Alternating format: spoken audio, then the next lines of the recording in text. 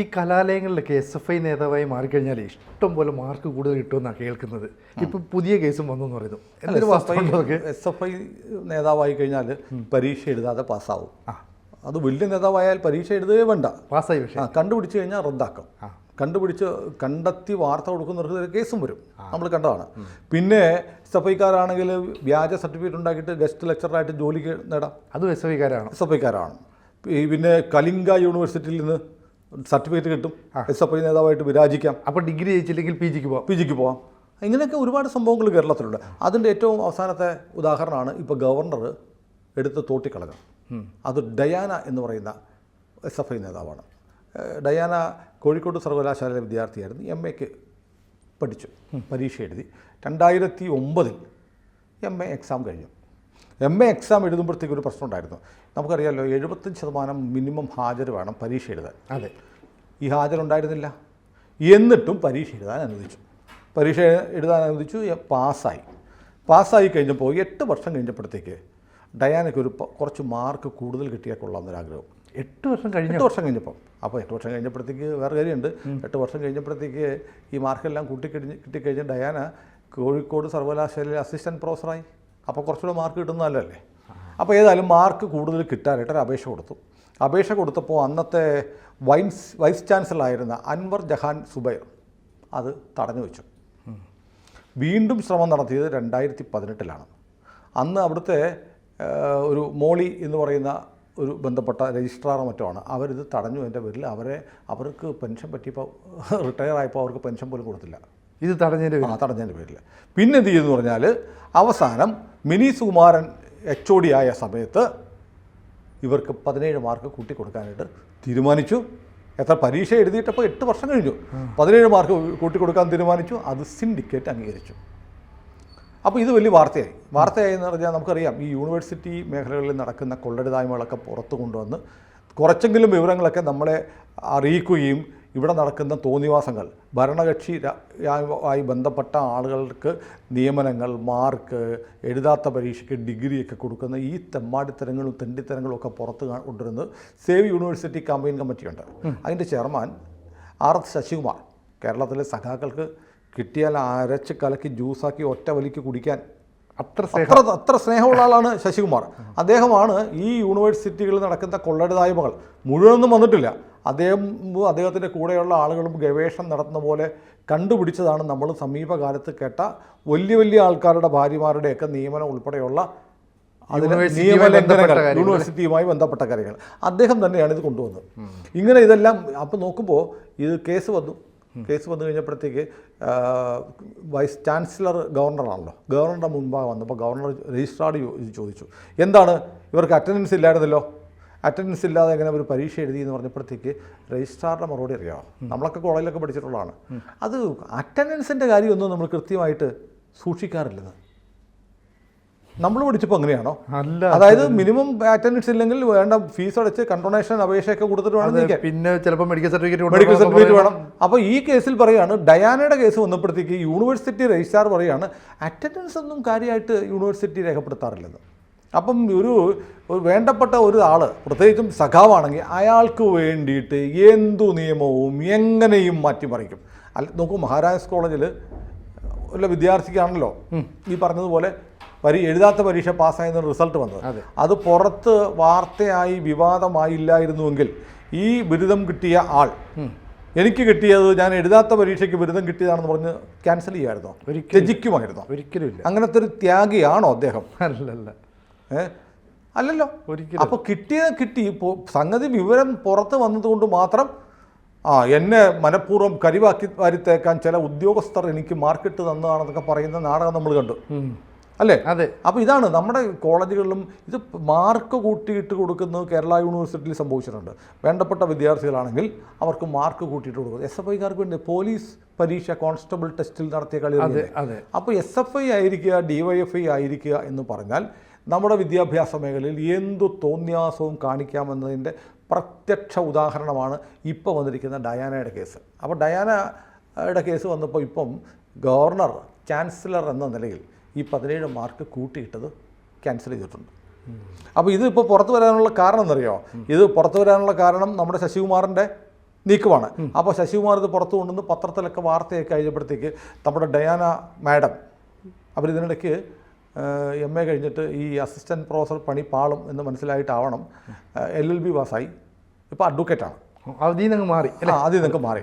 അപ്പോൾ അഡ്വക്കേറ്റായി അവർ എന്ത് ചെയ്തു, ഒരു ഡിഫമേഷൻ സ്യൂട്ട് ഫയൽ ചെയ്തു ഈ പറഞ്ഞ ശശികുമാറിനെതിരെ, ഈ വാർത്ത പ്രസിദ്ധീകരിച്ച പത്രങ്ങൾക്കെതിരെ ഒക്കെ. പക്ഷേ എതിർകക്ഷിയായ ശശികുമാർ വിട്ടില്ല. ശശികുമാർ ഒരു നിയമസഭാ ചോദ്യം ഹാജരാക്കി. IC ബാലകൃഷ്ണൻ MLA നിയമസഭയിൽ ഒരു ചോദ്യം ചോദിച്ചു, ഇങ്ങനെ അറ്റൻഡൻസ് ഇല്ലാത്ത കുട്ടികൾക്ക് മാർക്ക് കൂട്ടിയിട്ട് കൊടുക്കാൻ വ്യവസ്ഥ വല്ലതുണ്ടോ, അറ്റൻഡൻസിൻ്റെ അടിസ്ഥാനത്തിൽ ഈ മാർക്ക് കൊടുക്കുന്ന വ്യവസ്ഥ ഉണ്ടോ ഇല്ലയോ അതൊന്ന് അറിയിക്കണം എന്ന് പറഞ്ഞു. ഉന്നത വിദ്യാഭ്യാസ വകുപ്പ് മന്ത്രി R ബിന്ദു നിയമസഭയിൽ മറുപടി കൊടുത്തു. അങ്ങനെ പരീക്ഷ എഴുതി കഴിഞ്ഞിട്ട് അറ്റൻഡൻസ് ഉണ്ടോ ഇല്ലയോ എന്നൊക്കെ നോക്കിയിട്ട് മാർക്ക് കൂട്ടിയിടാൻ ഒരു വ്യവസ്ഥയില്ല എന്ന് കൊടുത്ത നിയമസഭാ മറുപടി ശശികുമാർ കോടതിയിൽ ഹാജരാക്കിയിട്ടുണ്ട്. അപ്പോൾ എങ്ങനെയാ ഡയാനയ്ക്ക് കിട്ടിയ മാർക്ക് തെറ്റല്ലേ? അതെ. അപ്പോൾ ഡയാന ആവശ്യപ്പെട്ട് എനിക്ക് നിയമാനുസൃതം കിട്ടിയ മാർക്കാണ്, യൂണിവേഴ്സിറ്റി ചട്ടപ്രകാരം അതിന് വ്യവസ്ഥയുണ്ട്, അതാണ് നിയമം, അതുപ്രകാരം എനിക്ക് 8 വർഷം കഴിഞ്ഞാണേലും 17 മാർക്ക് കൂട്ടിയിട്ടത് ശരിയായ നടപടിയാണ്, നിയമാനുസൃതമാണ്, അങ്ങനെ കിട്ടിയ മാർക്ക് അവിഹിതമായി നേടിയതാണെന്നും പറഞ്ഞ് എന്നെ അപകീർത്തിപ്പെടുത്തിയ ശശികുമാർ വാർത്ത പ്രസിദ്ധീകരിച്ച പത്രങ്ങൾ ഇവർക്കെതിരെയൊക്കെ കുറേ വലിയ തുകയൊക്കെ നഷ്ടപരിഹാരം ആവശ്യപ്പെട്ടാണ് കേസ് കൊടുത്തത്. പക്ഷെ അപ്പോഴാണ് ഇങ്ങനെ കൂട്ടിക്കൊടുക്കാൻ ഒരു വ്യവസ്ഥയില്ലെന്ന് നിയമസഭയിൽ ഉന്നത വിദ്യാഭ്യാസ വകുപ്പ് മന്ത്രി പറഞ്ഞ രേഖ IC ബാലകൃഷ്ണന് കൊടുത്ത മറുപടി ശശികുമാർ കോടതിയിൽ ഹാജരാക്കിയത്. ഇപ്പോൾ ആ കേസിന് അടുത്ത ഘട്ടത്തിലേക്ക് എത്തുകയാണ്. ആ കേസ് കൊടുത്ത ആളിപ്പോൾ വാദി പ്രതിയാവുന്ന അവസ്ഥയാണ്. ഡയാന കൊടുത്ത കേസിൽ നിയമസഭാ രേഖ ഹാജരാക്കി. ഇനിയിപ്പോൾ ഗവർണർ ഈ മാർക്ക് റദ്ദാക്കി. ഈ നടപടിയുടെ പ്രൊസീഡിങ്സ് കൂടെ കോടതിയിൽ ഹാജരാക്കുമ്പോൾ ഡയാന ഏത് കണ്ടം വഴി ഓടുമെന്ന് ആലോചിച്ചാൽ മതി. ഗവർണർ റദ്ദാക്കിയതല്ലേ? ഗവർണർ റദ്ദാക്കി. അപ്പോൾ ഇത് എനിക്ക് തോന്നുന്നത് പത്രങ്ങളിലൊന്നും വലിയ കാര്യമായ വാർത്ത ആയിട്ടില്ല. SFIയുടെ ഒക്കെ കാര്യം ആയിരിക്കില്ല. കാരണം ആളുകൾക്ക് ഇപ്പോൾ ആദ്യം ഹേമ കമ്മീഷന് വളയെ തൊട്ടും ഷോള് മാറി എന്നൊക്കെ പറഞ്ഞുള്ള വിവാദങ്ങൾക്ക് പിന്നാലെ പോയി.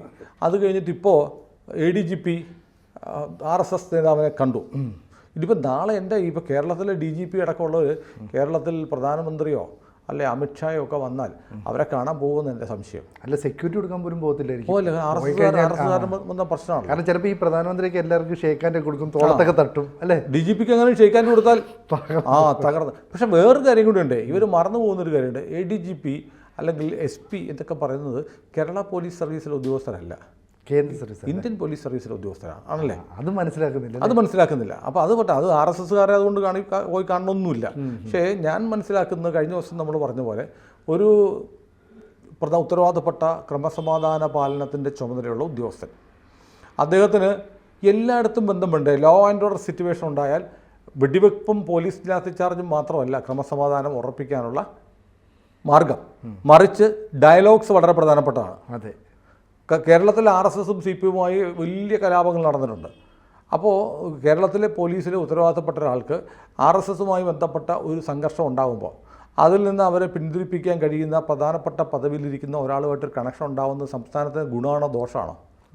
ഗുണമാണ്. അപ്പോൾ ലോ ആൻഡ് ഓർഡറിൻ്റെ ചുമതലയുള്ള ADGP RSSൻ്റെ ജനറൽ സെക്രട്ടറി ആയിട്ട് ഒരു കോൺടാക്റ്റ്, ഒരു ഹോട്ട് ലൈൻ ഉണ്ടാക്കി വെക്കുന്നതുകൊണ്ട് എന്താ ദോഷം? ഇത് RSSനോട് മാത്രമല്ല, ഇത് ലീഗിനോടുണ്ടാവും, ഇത് ഈ പോപ്പുലർ ഫ്രണ്ടുകാരോട് പോലും ആവാം. അതെ, ഒരു മീഡിയേറ്ററുടെ റോൾ എടുക്കും. അതാണ് ഒരാവശ്യം വന്നാൽ പോപ്പുലർ ഫ്രണ്ടിൻ്റെ സംസ്ഥാനത്തെ നേതാവുമായി സംസ്ഥാനത്തെ ലോ ആൻഡ് ഓർഡർ ചുമതലയുള്ള പോലീസ് മേധാവിക്ക് ഒരു കണക്ഷൻ ഉണ്ടാവുന്നില്ല. എന്താ കുഴപ്പം? അത് അയാളെ വിട്ട് ചായ കുടിക്കാനും അയാൾക്ക് വേണ്ട ഒത്താശകൾ ചെയ്ത് കൊടുക്കാനുമല്ല, ഒരു റാപ്പോർട്ട് ഉണ്ടാക്കി വെക്കുക, ഒരാവശ്യം വന്നാൽ സംസാരിക്കുക, നിങ്ങൾ ഈ ചെയ്തുകൊണ്ടിരിക്കുന്ന കാര്യങ്ങൾ ശരിയല്ല കേട്ടോ, അത് ചെയ്യരുത് എന്ന് പറയാൻ. അല്ലെങ്കിൽ നിങ്ങളുടെ ഇവിടെ കായംകുളത്ത് നിങ്ങളുടെ പ്രവർത്തനം ആവശ്യമില്ലാത്ത പ്രകോപനം ഉണ്ടാക്കുന്നുണ്ട്, ഞാൻ ആക്ഷൻ എടുക്കുകയോ ഒന്ന് പറഞ്ഞ് നിർത്തിക്കോ എന്നൊരു പോലീസ് ആക്ഷൻ എടുത്ത് ഒരു രക്തരൂഷിതമായ ഒരു പോലീസ് നടപടി ഉണ്ടാക്കുന്നതിനേക്കാളും നല്ലതല്ലേ ഉത്തരവാദിത്തപ്പെട്ട ഒരു കീ പേഴ്സണെ വിളിച്ചിട്ട് അതങ്ങ് ഒഴിവാക്കണം എന്ന് പറയുന്നത്? അതെ അതെ. അതിനുവേണ്ടി ഒരു ബന്ധം ഉണ്ടാക്കുന്നത് ആരോടും, പോപ്പുലർ ഫ്രണ്ടിനോട് പോലും സംസ്ഥാനത്തെ ക്രമസമാധാന പാലനത്തിൻ്റെ ചുമതലയുള്ള ADGPക്കും സാക്ഷാൽ DGPക്ക് പോലും ഉണ്ടാവുന്നത് ഗുണമാണ്. അത് ഈ രാഷ്ട്രീയക്കാർക്ക് അറിഞ്ഞുകൂടാത്തതുകൊണ്ടൊന്നുമല്ല. ഇത് ഇന്ന് മാത്രം നടന്നിട്ടുള്ള കാര്യം, ഇതിനു മുമ്പും നടന്നിട്ടുണ്ടാവും, ഉറപ്പായിട്ട് നടന്നിട്ടുണ്ടാവും. അല്ലാതെ എങ്ങനെയാണ് ഇപ്പോൾ തോക്കും ലാത്തിയും കൊണ്ട് മാത്രം ക്രമസമാധാനം ഒന്നും ഉറപ്പിക്കാൻ പറ്റില്ല. ഡയലോഗ് എല്ലായിടത്തും വേണമല്ലോ. അപ്പോൾ അതിൻ്റെ ഭാഗമായി ഒരു സംസ്ഥാനത്തെ ഒരു പോലീസ് ഉദ്യോഗസ്ഥൻ RSSൻ്റെ സർസംഘചാലകനെ കാണാൻ പറ്റില്ല. സർസംഘചാലകനെ കണ്ടാൽ തന്നെയും കേരളത്തിൽ ഇതാ ഇവിടെ തൃശ്ശൂർ ഒരു അടി നടക്കുന്നുണ്ട്, സർസംഘചാലകം ഒന്ന് ഇടപെടണമെന്ന് പറഞ്ഞ് വിളിച്ച് പറയാനൊന്നും കിട്ടത്തില്ല. അപ്പോൾ അതിന് താഴെയുള്ള ദത്താത്രേയ ഒസവാല എന്ന് പറഞ്ഞ ജനറൽ സെക്രട്ടറി രണ്ടാമനെ കിട്ടുന്നു, രണ്ടാമനുമായിട്ടൊരു ബന്ധം ഉണ്ടാവുന്നു, ഒരാവശ്യം വന്നാൽ അദ്ദേഹത്തോട് സംസാരിക്കുന്നു. അതിലെന്താണ് കുഴപ്പം? ഇതല്ലേ പോസിറ്റീവായിട്ട് ചിന്തിക്കുന്നത്? അതല്ല പോസിറ്റീവായിട്ട് കാണുന്നില്ലല്ലോ, എല്ലാം നെഗറ്റീവിന്റെ മൈൻഡിൽ. ഞാൻ മറ്റൊന്നും ചോദിക്കട്ടെ, ദത്താത്രേയ ഒസവാലയായിട്ട് സംസ്ഥാനത്തെ ADGPക്ക് ഒരു ബന്ധം ഉണ്ടായാൽ കേരളത്തിൽ എന്ത് ചെയ്യാൻ പറ്റും? പോലീസിനെ ഉപയോഗിച്ച് ഒന്നും ചെയ്യാൻ പറ്റും. ഒരടി ഉണ്ടാവുകയാണെങ്കിൽ RSകാരെ തല്ലാതിരിക്കാൻ പറ്റുമോ? BJPക്കാരെ തല്ലാതിരിക്കാൻ പറ്റുമോ? ഇല്ല. ഒരു സംഘർഷം ഉണ്ടാവുകയാണെങ്കിൽ BJPക്കാരൻ വന്നാൽ റോഡ് വിരോധിച്ചാൽ ഒരു അക്രമാസക്തമായ സമരം ഉണ്ടായാൽ പോലീസ് ലാത്തിചാർജ് ചെയ്യും. അവരുടെ ഉത്തരവാദിത്വം അവർ ചെയ്യും. അപ്പോൾ ഇതൊക്കെ ആവശ്യമില്ലാത്ത വിവാദങ്ങൾ ഉണ്ടാക്കുകയാണ്. അത് അത്തരം വിവാദങ്ങളിൽ പെട്ടിട്ട് ഈ പരീക്ഷ എഴുതി 8ഉം 10ഉം വർഷം കഴിഞ്ഞിട്ട് ഇഷ്ടക്കാർക്ക് വാരിക്കോറി 10ഉം 17ഉം മാർക്ക്, ഒരു മാർക്കൊന്നുമില്ല, 17 മാർക്ക് തന്നെ കൊടുക്കാനായിട്ട് എന്തെങ്കിലും കാരണം ഉണ്ടാവും. അത്രയും കൂടെ കിട്ടിയാലേ ഒരു പ്രത്യേക നിയമനത്തിന് വേണ്ടുന്ന മാർക്ക് ആവത്തുള്ളൂ. അതുകൊണ്ടാണ് 17 മാർക്ക് കൊടുക്കുന്നത്. അപ്പോൾ ഇതൊക്കെ നമ്മുടെ നാട്ടിൽ നടക്കുന്നുണ്ട്. വിദ്യാഭ്യാസ രംഗത്ത് SFI ആവുക എന്നുള്ളത് പഠിക്കാതെ പരീക്ഷ പാസ്സായി മികച്ച മാർക്ക് കിട്ടാനുള്ള ചുരുക്കം വഴിയാണ്. ഏറ്റവും ലളിതമായ മാർഗ്ഗമാണ് SFIയിൽ ഒരു മെമ്പർഷിപ്പ് എടുക്കുക. സ്വാതന്ത്ര്യം, ജനാധിപത്യം, സോഷ്യലിസം എന്ന് പറയുക, കരക്കാരുടെ നെഞ്ചത്തോട്ട് കയറുക, ആരെങ്കിലും തല്ലിക്കൊന്ന വലിയ നേതാവാകും. അതാണ് നാം കണ്ടുകൊണ്ടിരിക്കുന്നത്. ഏതായാലും വളരെ ശുഭകരമായൊരു തീരുമാനമാണ് ഗവർണർ ആരിഫ് മുഹമ്മദ് ഖാൻ എടുത്തത്. അദ്ദേഹത്തിന് നമുക്ക് ഒരു സല്യൂട്ട് കൊടുക്കാം. അദ്ദേഹത്തിൻ്റെ കാലാവധി കഴിഞ്ഞിരിക്കുകയാണ്. പക്ഷേ പുതിയ നിയമനം വന്നിട്ടില്ല, ഉടനെ വരുമായിരിക്കും. അദ്ദേഹത്തെ പോലൊരു ഗവർണറെ കേരളത്തിന് ആവശ്യമാണ്. കൂടുതൽ വാർത്തകളും വിശേഷങ്ങളും നിങ്ങളിലേക്ക് എത്താൻ ABC മലയാളം സബ്സ്ക്രൈബ് ചെയ്യുക, ബെൽ ബട്ടണും അമർത്തുക.